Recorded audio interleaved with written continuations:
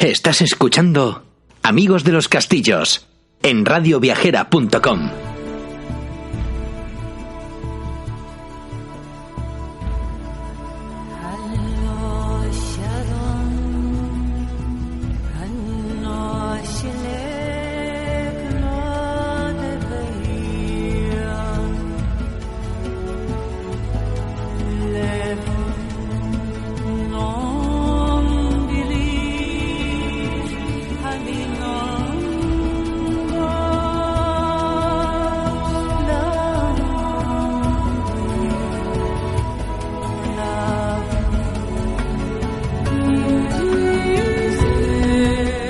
Muy buenos días a todos amigos y compañeros de batallas, ¿cómo estáis?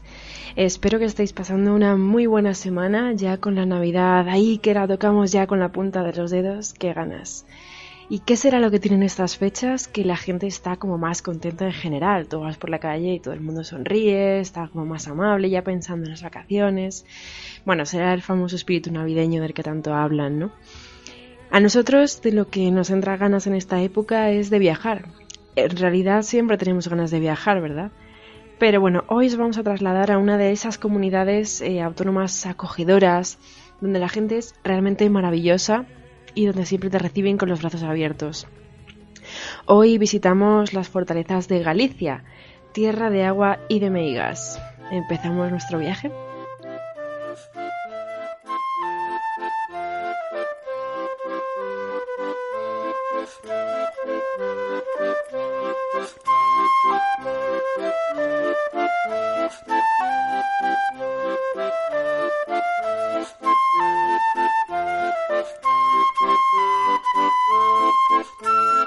La primera parada que hacemos es en Coruña, y concretamente en Mugardos, donde encontramos el castillo de Nuestra Señora de la Palma.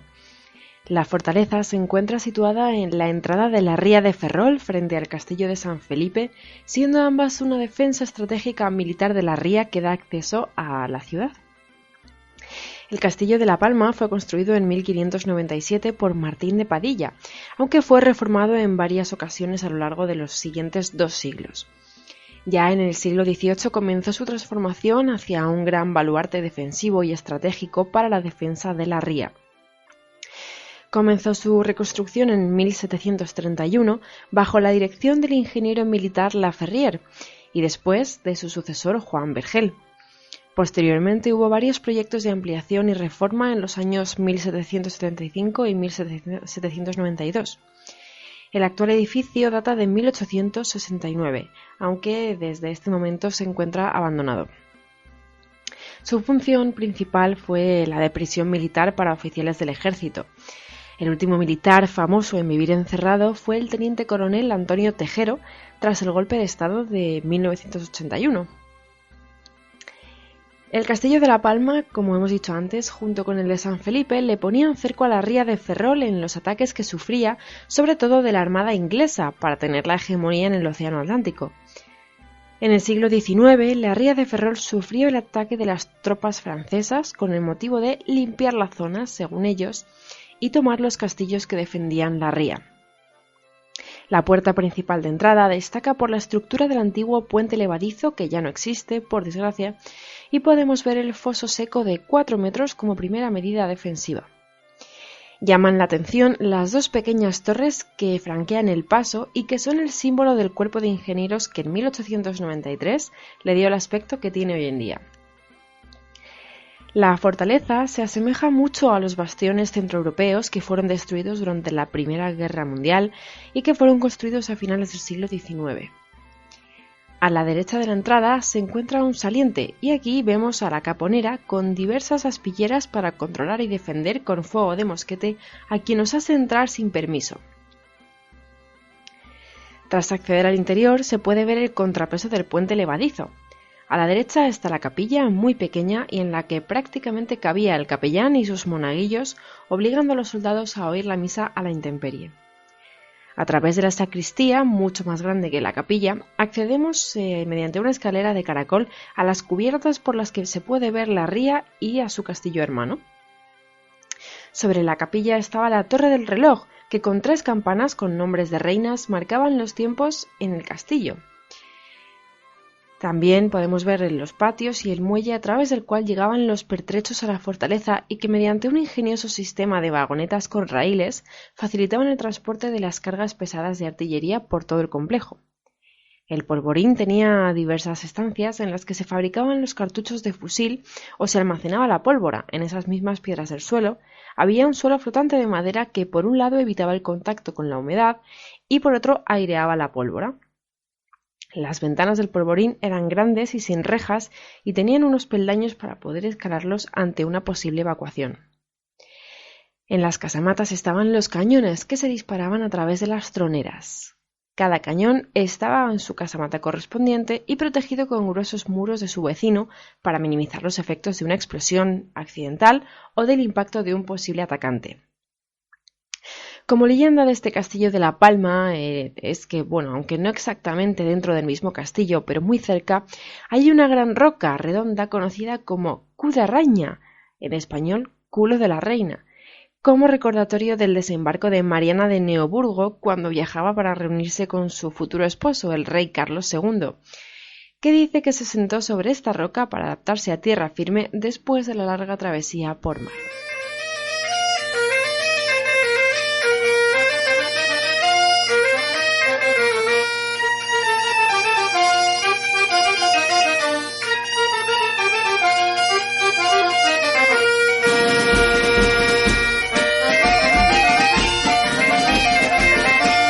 Seguimos en Coruña y paramos ahora en el castillo de Torres de Martelo, en Vimianzo, a poco más de 100 kilómetros del pueblo anterior.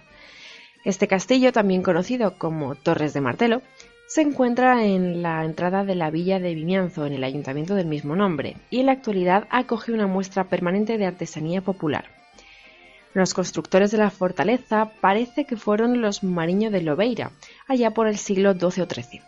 El aspecto de este primer edificio apenas se puede intuir, ya que no quedan prácticamente vestigios. Solamente los datos obtenidos en las excavaciones que se realizaron en los años 80 nos revelan la existencia de una gran torre en lo que hoy es el patio y de la que podemos observar los cimientos. Pegado a ella también vemos los restos de un horno, posiblemente para la elaboración de pan. Además, bajo los muros actuales todavía se ven restos de la primitiva construcción. Poco sabemos también de la historia del linaje de las familias nobiliarias que fueron propietarias de este castillo.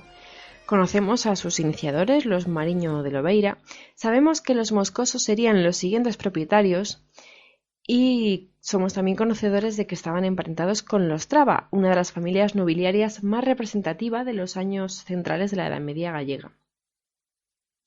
Tras sucesivas compras de tierras y matrimonios ventajosos que les permitieron acceder a sustanciosas herencias, fueron creciendo poco a poco. Hasta la historia nos indica que acabará bajo la propiedad de los condes de Altamira, lo que demuestra años de esplendor para este castillo por la proximidad a la corona de esta familia, que llegará a convertirse en una de las familias más poderosas de toda la península. A finales del siglo XV se produce un hecho decisivo en la historia de Galicia y en la del castillo, lo que se conoce como as Guerras Irmandiñas. El pueblo, cansado por la presión económica ejercida por los señores feudales y por los abusos y violencia que ejercían sobre ellos, decidió tomar el asalto las fortalezas. Este acontecimiento va a provocar la huida de toda la gran nobleza gallega hacia Castilla y Portugal, siendo destruidas o muy dañadas la mayoría de las fortificaciones existentes. Esto mismo le ocurrió al castillo de Vimianzo, que fue tomado al asalto actualmente. De hecho, actualmente en el mes de julio se celebra una fiesta para recordar este hecho histórico en esta localidad. La rebelión no duró mucho. Los nobles que se escaparon se reorganizaron en Castilla y con la ayuda de la aristocracia local emprendieron la recuperación de sus posesiones allá por 1469. Con la caída de los irmandiños será el arzobispado de Santiago quien se apodere del castillo, pero años más tarde uno de los Moscoso, Lope Sánchez de Moscoso, autoproclamado primer conde de Altamira, recuperará la fortaleza por la fuerza de las armas. El castillo será entonces reconstruido gracias a la intervención de maestros canteros vascos y el aspecto resultante no debía de ser muy diferente del que vemos hoy en día. A final del siglo XV los condes de Altamira abandonarán Galicia como la mayor parte de la alta nobleza gallega para vivir en la corte y estar así más cerca de los reyes. La administración de sus posesiones quedará en manos de figuras que se denominarán alcaides o merinos. Esto mismo ocurrió en Vimianzo. El conde rara vez volvió a Galicia y fueron subordinados nombrados por él los que gobernaron el castillo, cobraron las rentas y se las remitían a sus propietarios en la corte. La última gran reforma de este castillo se realizó en el siglo XIX por Evaristo Martelo. Parece ser que en esta época el castillo estaba en bastante mal estado y este hombre acometió una serie de obras para hacerlo habitable. Posteriormente, su hija, Dolores Martelo de la Maza, soltera y sin descendencia, cedió la fortaleza al arzobispado de Santiago.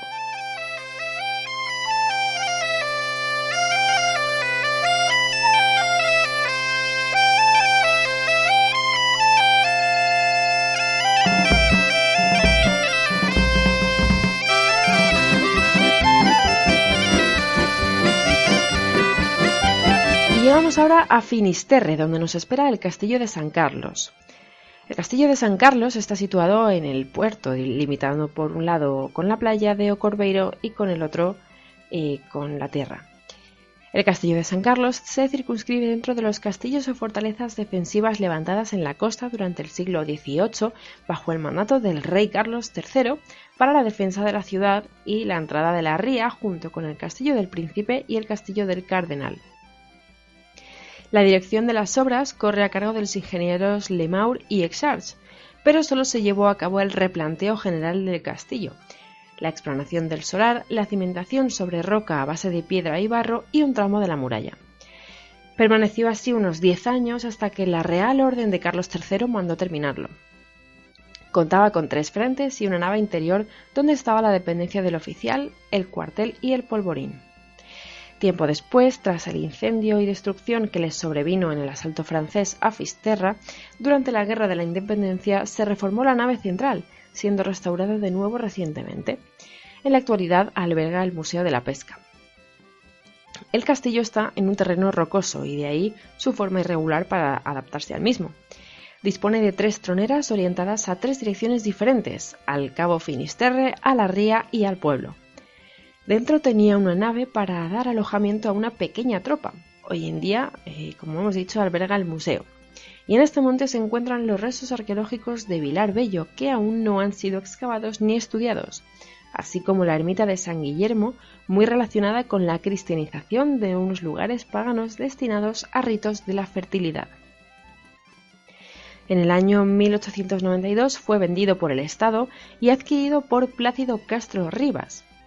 Ya en 1948 su hijo lo donó al pueblo de Finisterre para que se construyese un museo. Y así, gracias a la Cofradía de Pescadores de Finisterre y la Consellería de Pesca, se habilitó el actual Museo de la Pesca que fue inaugurado en 2006.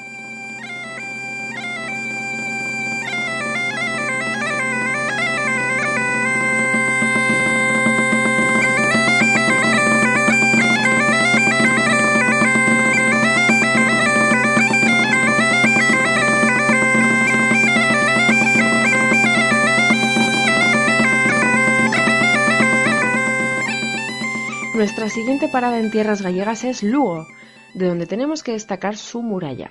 La muralla romana de Lugo fue declarada Patrimonio Mundial en el año 2000 por constituir el mejor ejemplo vivo de fortificaciones militares del Imperio Romano tardío conservado en Europa.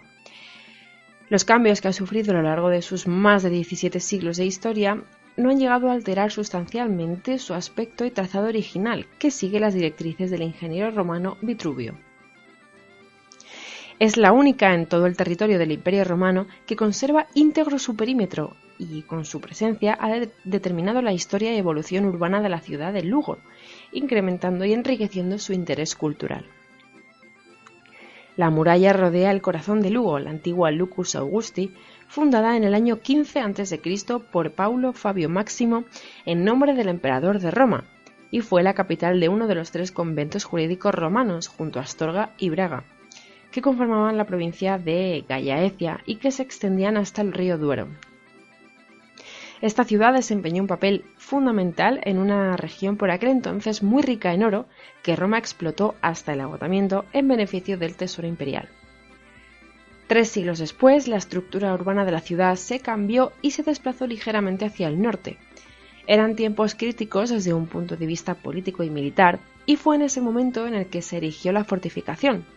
La muralla ocupó una zona de terreno topográficamente irregular, más alta al noroeste y más baja hacia el sudeste.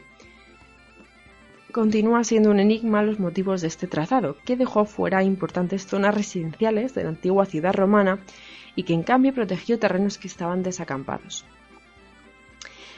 A pesar de las reformas sufridas, la muralla mantiene su trazado original y las características constructivas que le otorgan un aspecto masivo y recio propio de su carácter defensivo. Su forma de rectángulo, con ángulos redondeados, supera los 2 kilómetros de perímetro y protege un recinto interior de 34 hectáreas. Se conservan 71 torres, de las cuales de las 85 originales que tuvo. La altura de los lienzos oscila entre los 8 y los 10 metros más o menos y mantiene un espesor medio de unos 4 metros. Al recinto interior de la muralla se accede por 10 puertas que la atraviesan, 5 antiguas y otras 5 de traza moderna. Desde el interior se puede acceder a su adarve por 4 escaleras exteriores y 2 rampas adosadas, continuando una de ellas en una rampa interior. Se conoce la existencia de un foso exterior de unos 20 metros de ancho y al menos 5 de fondo que completaría la defensa, dificultando la aproximación de máquinas de asedio o la excavación de minas.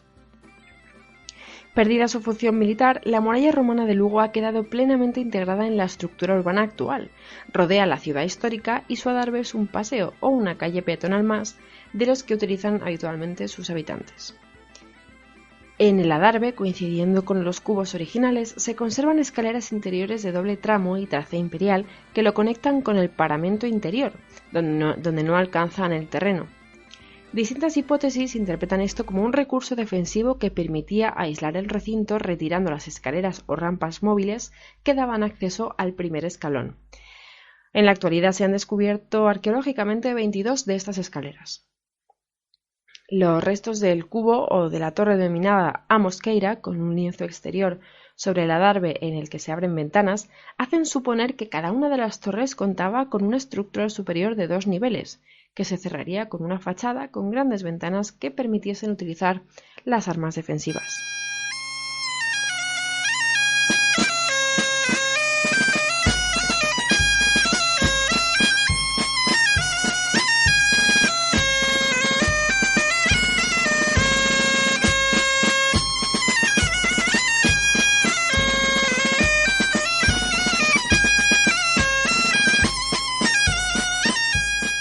En Palas del Rey, también en Lugo, nos topamos con el castillo de Pambre.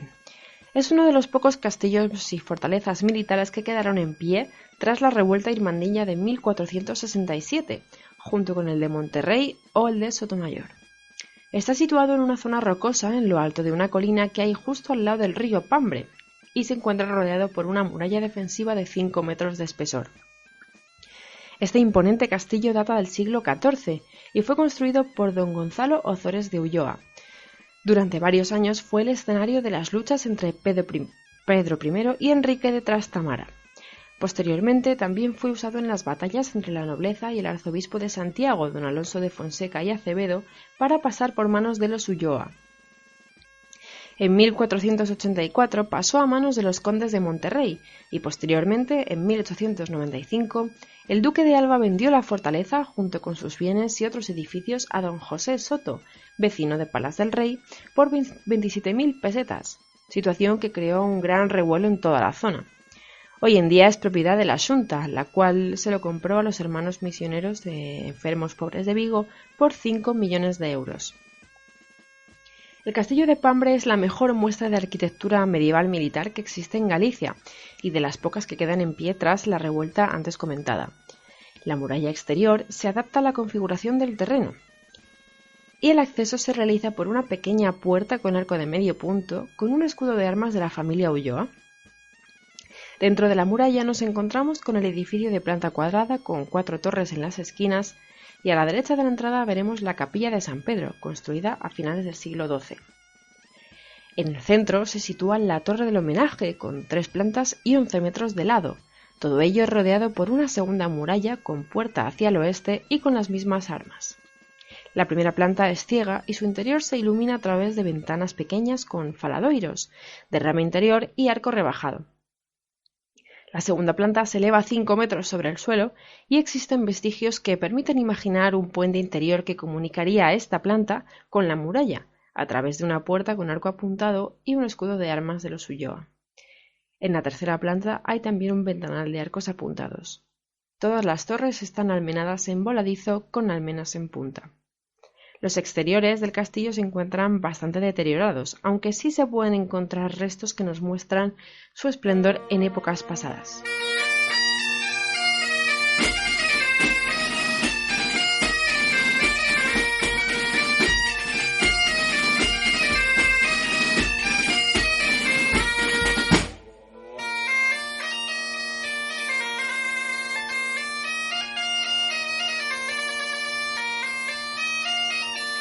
Cambiemos ahora de provincia y vamos a Ourense. Aquí encontramos la fortaleza de Maceda, conocida también por el nombre de Castillo de los Condes de San Román. Sin embargo, este nombre es erróneo, puesto que estos condes fueron unos más de los que pasaron por el condado de Maceda y no por ello deben adoptar dicha denominación. El castillo sirvió de enfrentamiento en las revueltas irmandiñas, aunque sus habitantes nunca estuvieron metidos plenamente en él. Los primeros habitantes del castillo fueron la familia Noboa, ya que la fortaleza fue dada en dote en el siglo XII a doña María Fernández, hija en segundas nupcias de doña Teresa de Portugal y el conde de Traba.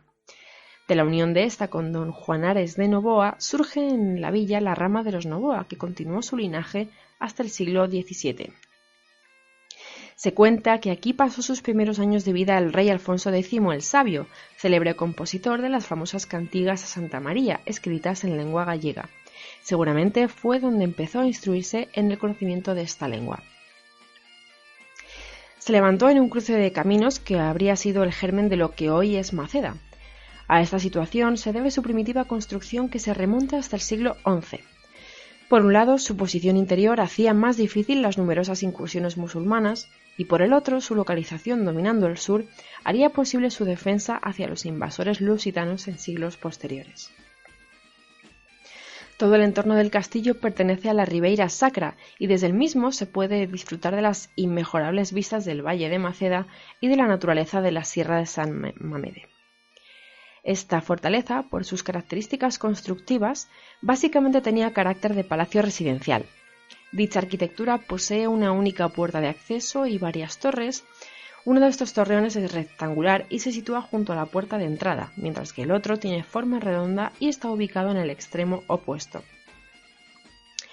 Esta única puerta de arco de grandes dovelas en la fachada principal abría paso a una amplia solana baustrada con balconada en su interior.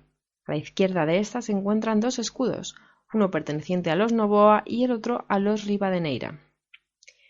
En el interior, el abrigo de los muros de sillería granítica, se levantaba la casa residencial. En el patio existe un pozo con el brocal de piedra. Debido a la escasa altura de sus torres, sus balconadas y su cuerpo trapezoidal contribuyen a pensar en el carácter residencial de esta fortaleza. Sin embargo, se dice que sus murallas son las más gruesas de todos los castillos medievales de Europa. También en el siglo XV la fortaleza fue adaptada para el uso de armas de fuego.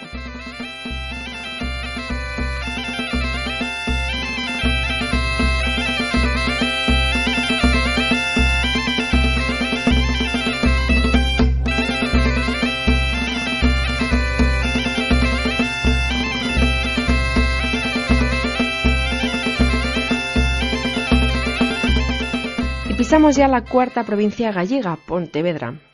Aquí tenemos la Torre de la Lanzada, en Sanxenxo. El castillo de Alanzada forma parte de las férreas defensas que protegían la comarca de la Ría de Arousa de los ataques árabes y normandos. Esta torre emitía señales a otras fortalezas que habían sido construidas en la ría. Sus torres eran vigías al mar y su posición entre las aguas lo hacía prácticamente infranqueable frente a los piratas normandos y árabes. En 1121, coincidiendo con el acuerdo de paz de la reina doña Urraca con Gelmírez, se indica en uno de sus puntos que al segundo se le deberán entregar la primera de las fortalezas del castillo honesto y la Lanzada, poco tiempo después sufre un ataque de los piratas moros que habían sucedido a los normandos como amenaza a las costas gallegas. En 1467 fue sitiado por los irmandiños, logrando solo su conquista atacándolo desde el mar. Tras la derrota de los principales jefes, Alonso de Lanzos y Pedro Osorio, el castillo de la Lanzada se convirtió en el último bastión de los sublevados, y en las mismas ruinas de la fortaleza por ellos destruida, resistieron hasta que, agotadas todas las posibilidades de defensa, fueron capturados. Tras estos sucesos el castillo quedó abandonado. Su construcción se remonta al siglo X y fue un encargo del obispo Sisnando.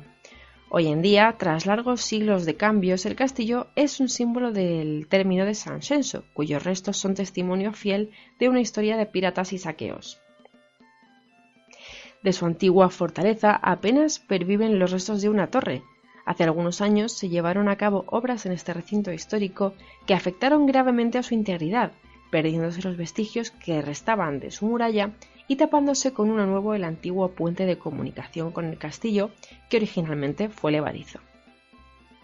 Se conserva además una capilla románica, conocida también como Ermita de Santa María, que perteneció al castillo y que está ligada a una antigua tradición asociada a la fecundidad femenina.